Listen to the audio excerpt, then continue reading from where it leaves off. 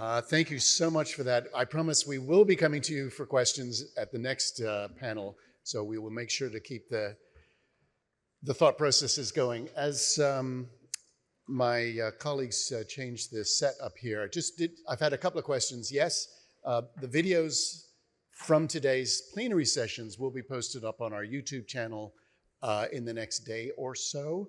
And things like my remarks are already up on LinkedIn. We'll be posting a lot of stuff in all of our usual social platform places. So just wanted to let you know that.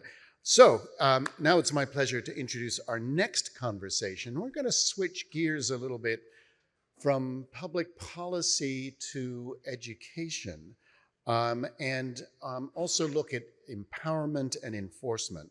And to moderate this discussion, I'm very pleased to introduce Andrew Zack, FOSI's policy manager, and he will then welcome the panel. Please welcome Andrew Zack.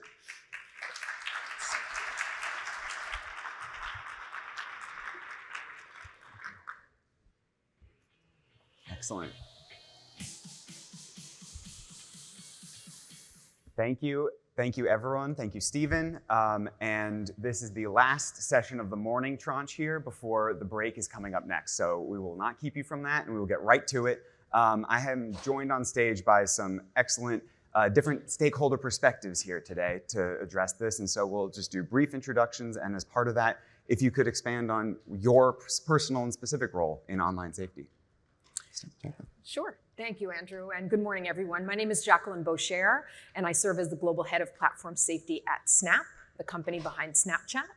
And my role is really largely externally facing. So I go out and talk to policymakers, lawmakers, NGOs, academics, researchers, and take what's happening across the online safety and the digital landscape back to the company to help inform our policies, to challenge and work with our product, and also educational initiatives as well. Great. Thank you, Andrew. Thank you, everybody. I'm Mike Prado. I'm a Deputy Assistant Director with Homeland Security Investigations, which is the investigative arm of DHS. In that role, I serve for the past close to 3 years now as the Director of the DHS Cyber Crimes Center out in Fairfax, Virginia, just down the road. At the DHS Cyber Crimes Center, we're responsible for leading global and transnational investigations, primarily focused on online child sexual exploitation and abuse, but also other types of cyber-enabled and cyber-dependent crime, leading a workforce involved in that space of about 450 forensic examiners strategically deployed worldwide. We have 7,000 special agents globally, and a very robust victim identification program and child exploitation investigations unit housed at the Cyber Crimes Center. Hi, everyone. Good morning. My name is Melissa Stroebel. I am the Vice President of Research and Strategic Impact at a nonprofit called Thorn. At Thorn, we focus really on transforming how kids are being protected from child sexual exploitation in the digital age. So what that looks like is it is building technology and deploying it for platforms so that they're able to detect and report child sexual exploitation at scale. Also making sure that law enforcement has the best technology possible to accelerate victim identification, and also focusing on research, really making sure that the products we build, the strategies that we deploy, both as an organization and as an ecosystem, are grounded in the data, understanding what the current issue is, as well as how technology coming down the pipeline is going to change that landscape, both for the better at times, as well as sometimes introducing new vulnerabilities. So that's our job.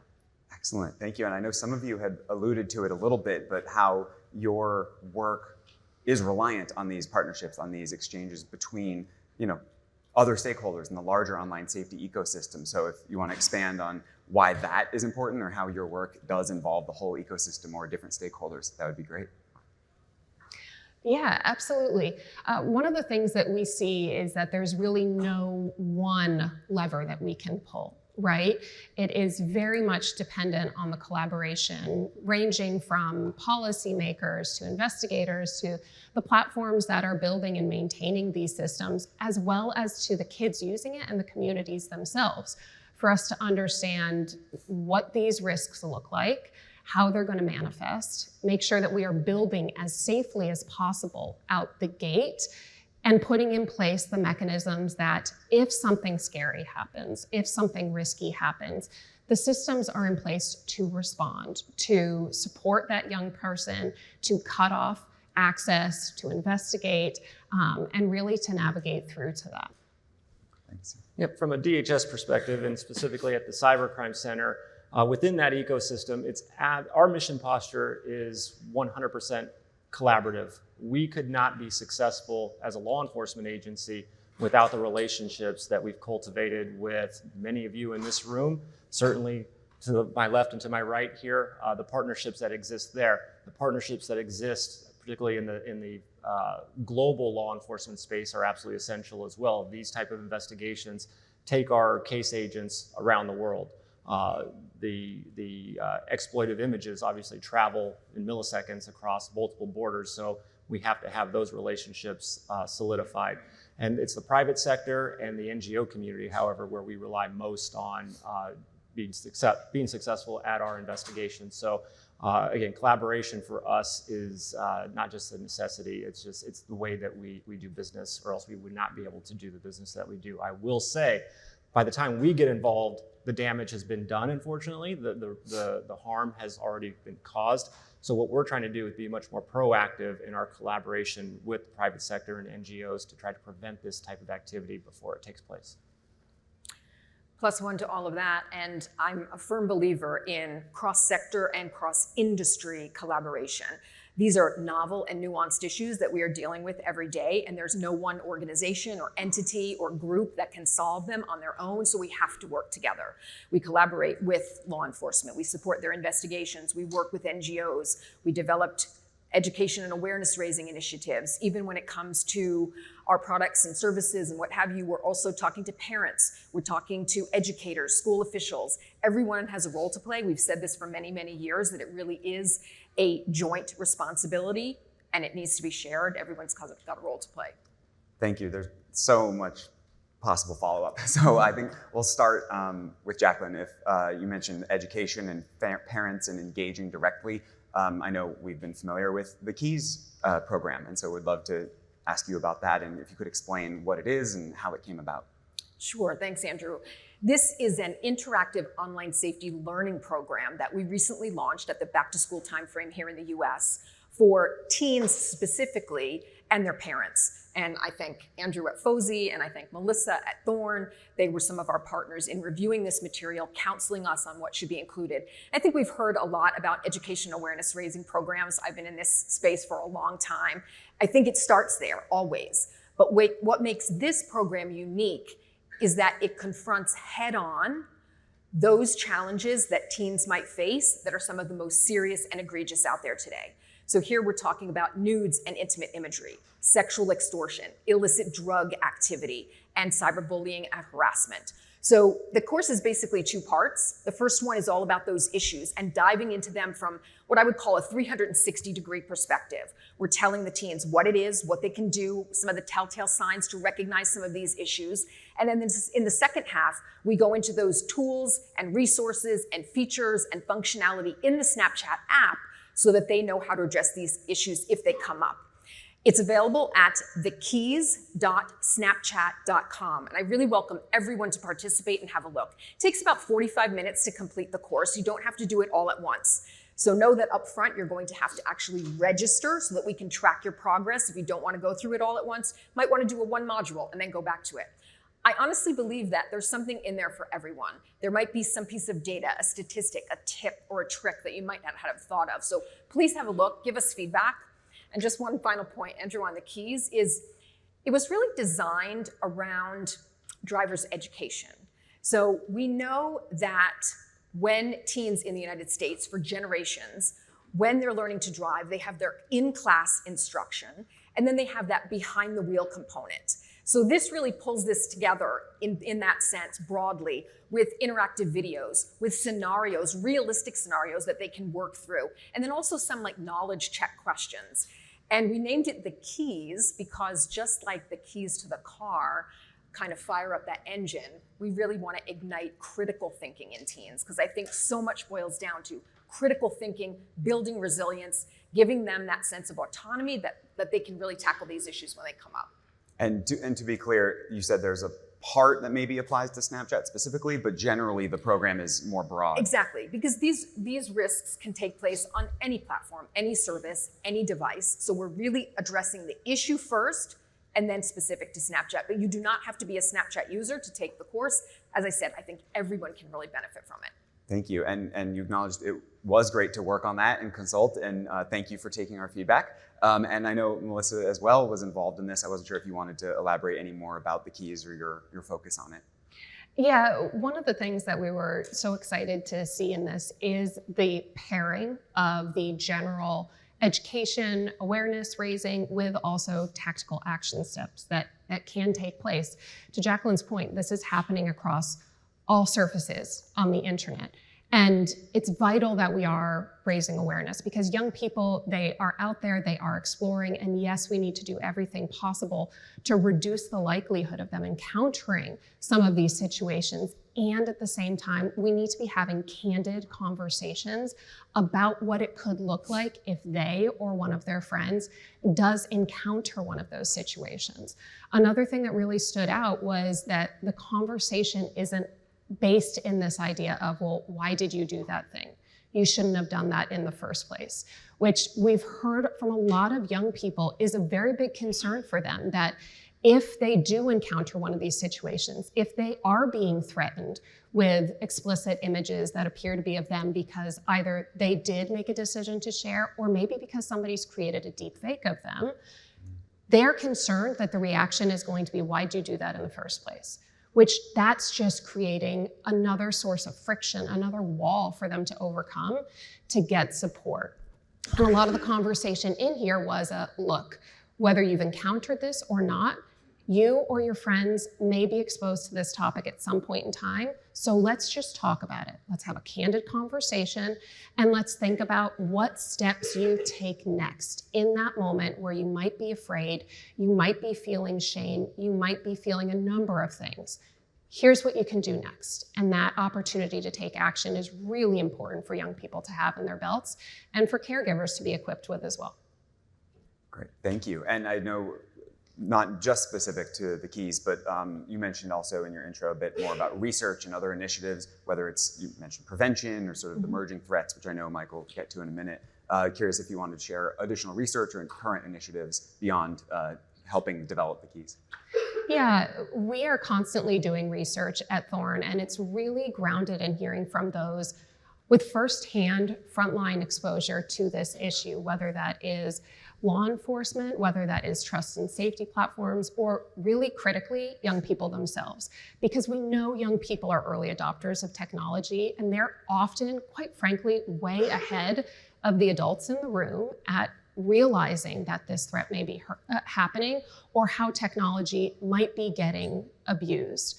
So we regularly survey them to hear from them what they are seeing. And actually over the last year, we published a series of reports specifically focusing on what we framed as emerging threats to young people. Now this focused on generative AI and deepfake abuse. It focused on the commodification of self-generated imagery, whether that is the demand and increasing demand for explicit images directly from young people, and also focusing on the evolution of sextortion threats. One of the things that we really have seen shift over the last few years, and when I started in this space probably 20 years ago, we could really quickly hypothesize that the threat was coming from somebody with a specific and directed sexual attraction to young people. That just isn't always the case anymore. We are seeing harms manifest because of financial motivations from organized groups overseas. We are seeing threats manifest from other minors, sometimes because they just don't realize the harms that can come with how they use some of these technologies. And worryingly, we're also seeing the threats come from those who are just using the exploitation and suffering of kids as a tool for additional public threats and safety through some of the sadistic online groups that we're seeing. Thank you. Without knowing, you just queued up my question perfectly for Mike about bringing in the enforcement side. I know we've talked, you can see the theme of the panel, education, empowerment, and enforcement. So we'd love to hear from Mike about the enforcement side, as well as Melissa even mentioned the shift and the evolution of the threat or of the technology or of what is helping or hurting your investigations. Sure. The one thing that we have to be really cognizant of in this space, particularly in the law enforcement space, is that this is constantly evolving. The threat is constantly evolving. And so what we're seeing is that the rate of change, not only on the platforms and the technology that they bring, that are unfortunately sometimes being illicitly leveraged by bad actors, it's just the overall growth of this problem, in the sense that, I have been around a long time in law enforcement and have seen, and I heard the chairman of the FTC mention AOL during his time up here. I'm old enough to have investigated numerous AOL related cases. That's how I got my start out in California as a field agent. But now with encryption, with generative AI in particular, Melissa already mentioned financial sextortion. The global growth and rate of this has really caused us to create a research and development arm within the Cyber Crimes Center to work, again, with social media companies, electronic service providers, and NGOs to stay abreast of the latest technologies. Forensically, all of our cases, what differentiates us from other certain agencies is everything we do is for criminal enforcement, for attribution to hold bad actors accountable, whether it's a transnational criminal organization or an individual actor here in the United States who's abusing children, producing exploitive material. Getting that individual in front of a judge at the federal or state level and holding them accountable is everything it's the basic function of what we do as an agency. And so being able to extract evidence in a constitutional manner that's admissible in court, we have to stay abreast of that. We have to be able to now come up with new and innovative ways to address cloud storage and multiple devices and servers being housed in locations outside the United States, going back to, again, the necessity to collaborate. But I could tell you that the generative AI shift has probably been the largest change for us, because it has really caused us to have to pivot on how we do victim identification. Because now we have to, first determine if this is an actual child who's at risk, or is this a child who's been, generative AI technology has been used to create exploitative imagery, but they're not necessarily at physical risk. We still have to investigate that, or is this something that's actually been generated in real life? And that's caused a major shift in technology, the investment. Fortunately, we are very well resourced at the Cyber Crimes Center, but we expend a lot of resources, as you can imagine, on getting the licenses, getting the equipment to our field agents, to our forensic examiners, and to our analysts. What I would say is that I think the biggest evolution that I've seen, going back 20 years now, everything was enforcement, and that's still a priority for us, going out, holding people accountable. But going in, kicking a door down, seizing evidence, and moving on to the next case is kind of the old way of doing business. What we are now trying to do is create a prevention piece, and that's where venues like this are so helpful. But what we've done is, and I will say, and I'll give a shout out to Snap as our first signed partner, we created the Know to Protect campaign just over 18 months ago. Know to Protect, KNOW. The number 2, protect.gov, is the first of its kind government-led website initiative, public service, public awareness campaign to educate parents.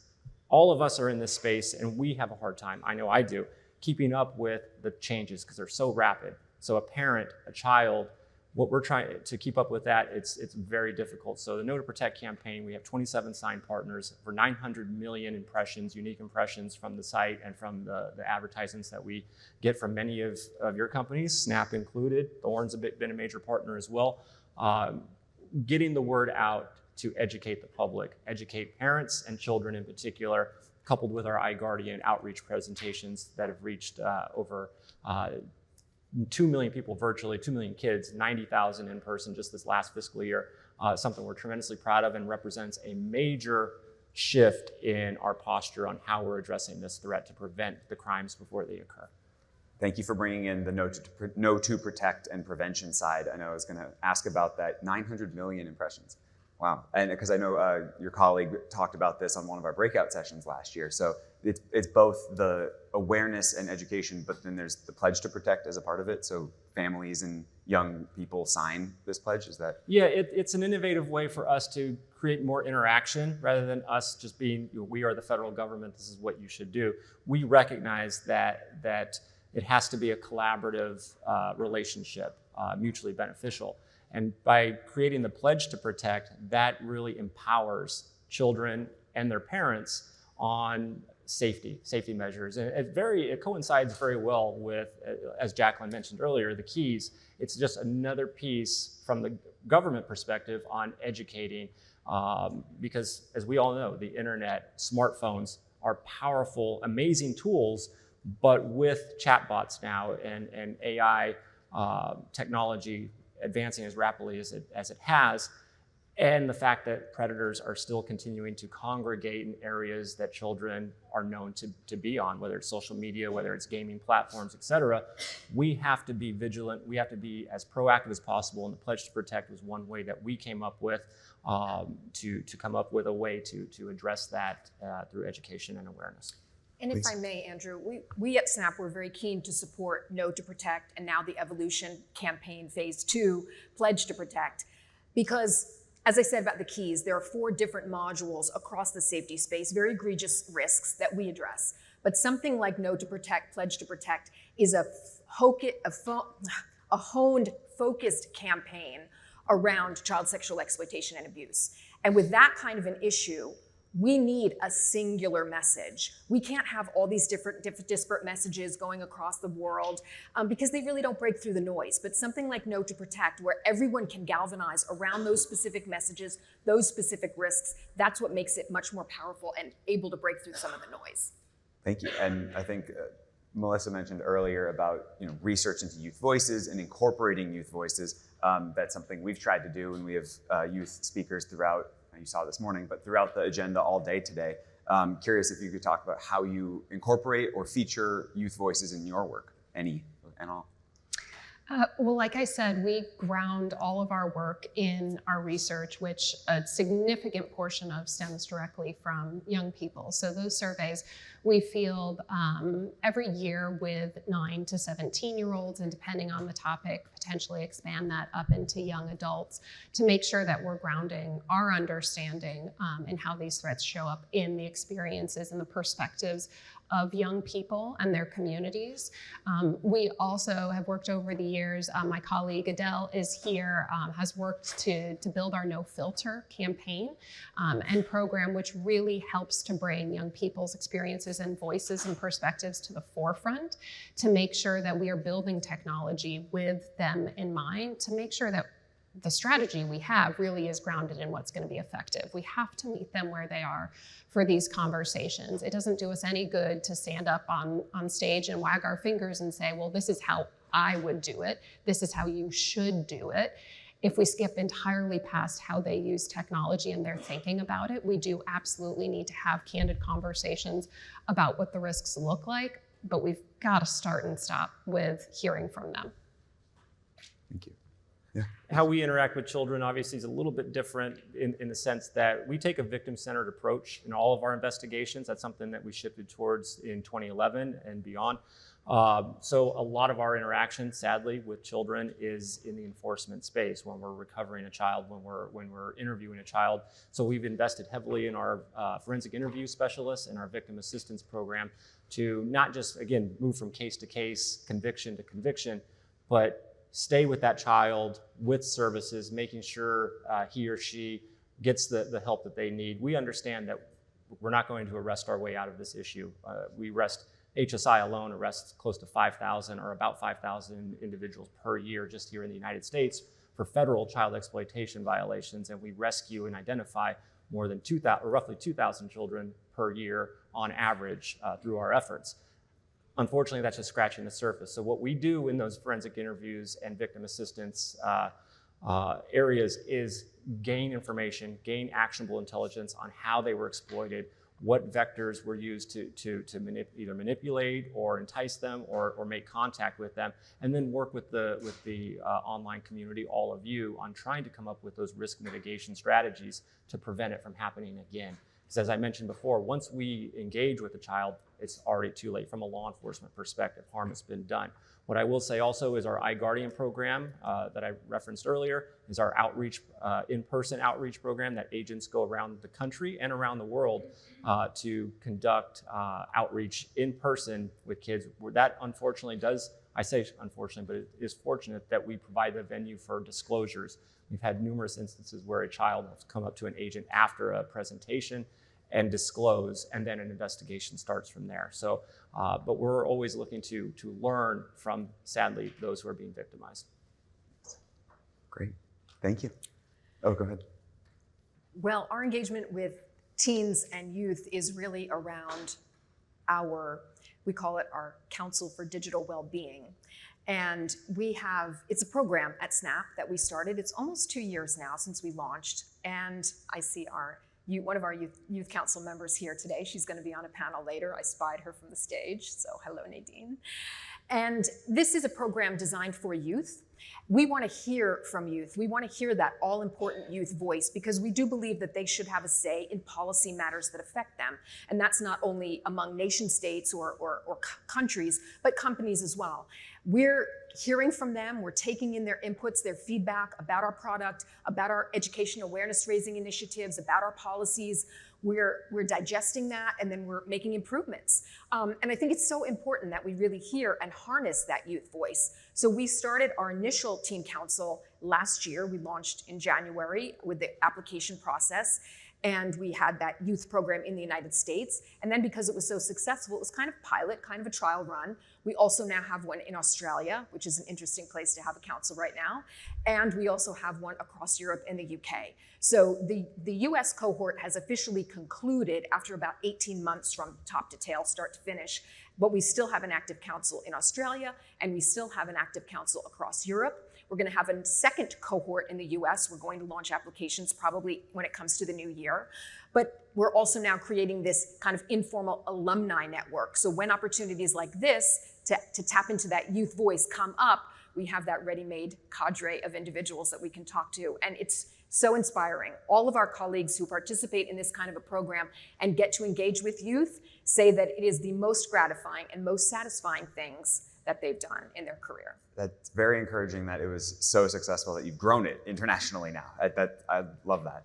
I do have one or two to concluding and closing questions, but first I would love to take one from the audience if someone has.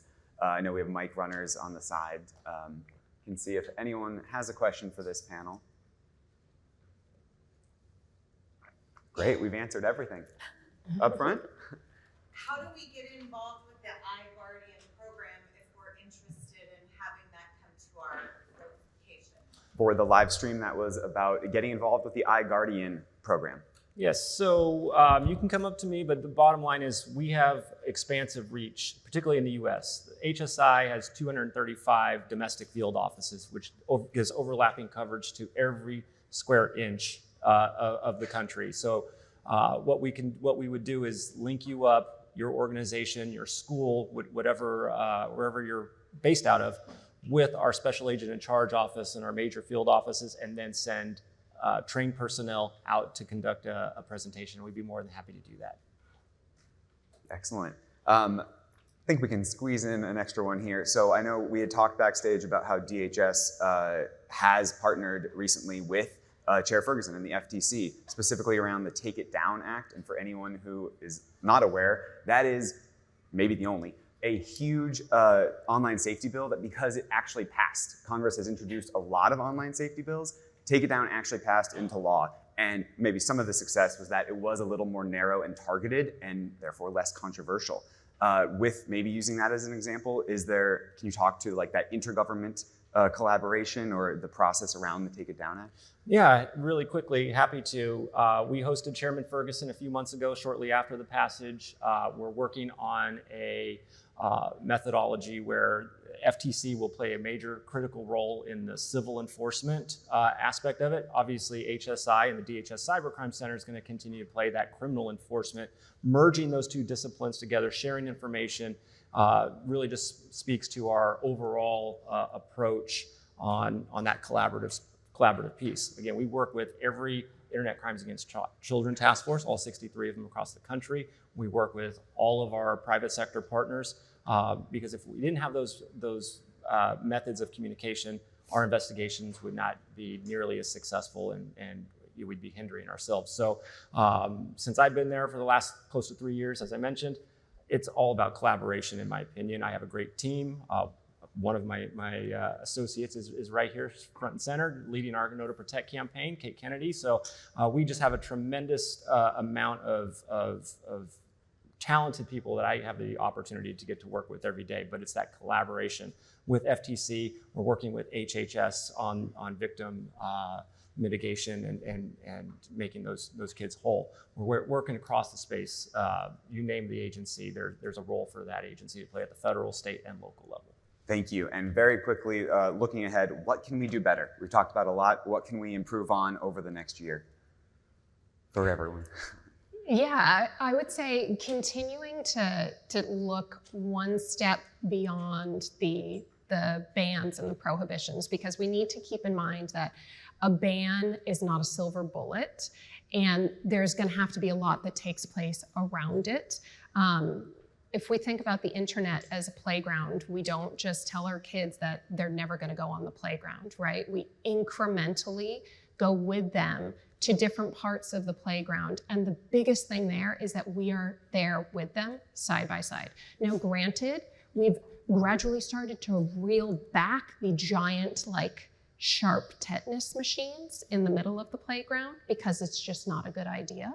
So that's a part of it too.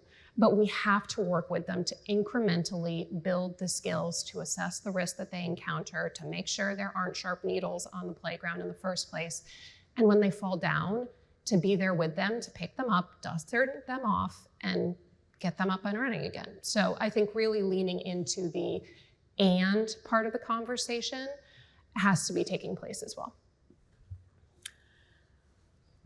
I'll go with the ban conversation as well and steal a line from you, Andrew, that I heard you say. We want to protect teens and young people on the internet, not from the internet. The power of technology is truly transformational, and this progress is taking us forward. We just have to embrace that future, which is really right here, right now, with eyes wide open. And let's build on the critical thinking, the resilience, all of those things that teens need right now. Thank you. Excellent. Good. Great. Go ahead. Yeah, I would just say to echo what's already been said, but our job, and specifically as a law enforcement officer and a federal law enforcement official, looking at the emergent threats, looking out over the horizon as to what's next. We don't want to be caught flat-footed. We anticipated the growth of generative AI, for example, before it really started to make itself known in our actual investigations when we were making seizures, et cetera. So looking for that next issue it's incumbent upon us, but we couldn't do it without all of you. And as mentioned, I'm not here to say that everything on the internet is bad and kids need to stay away from the internet, full stop. That's impossible, that's unrealistic. Our job is to make it as safe as possible. To steal a line from you, harm reduction risk mitigation and harm reduction. Absolutely is critical, and that's where we play that last line of defense. I can't stress that enough. I think everybody in this room gets it. I think that unfortunately sometimes everybody looks to the government to say, why aren't you doing more? And we absolutely should be doing as much as we can. But by the time it reaches a desk of an agent that works for me, again, it's too late. So working proactively with all of you is our top priority right now. Well, thank you so much. Please join me in thanking this fantastic panel.